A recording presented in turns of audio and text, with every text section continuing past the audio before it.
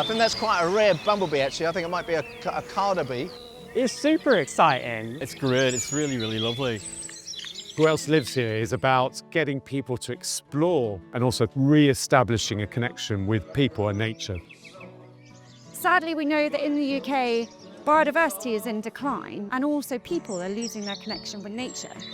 We've lost 97% of the UK native wildflower meadows in the last century.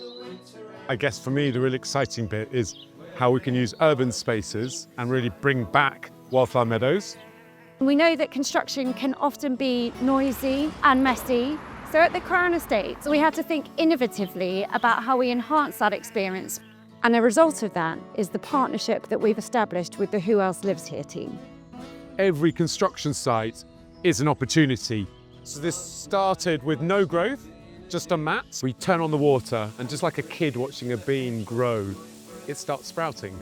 The mission of the project is making the unseen seen. So we've got these acoustic sensors that can hear birds and bats that we ordinarily wouldn't be able to hear. We've got these insect detector. So we've got this whole array of sensors which will help us find out who else lives here.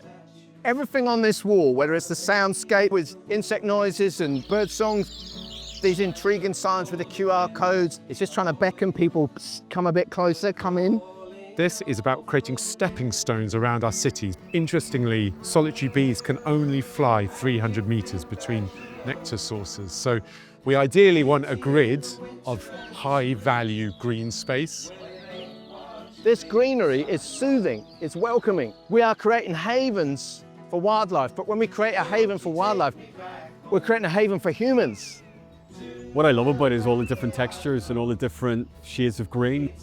It's so cool, I almost can't believe it. And I think we've managed to make this something that's attractive to the attention of busy London people. So I'm very excited.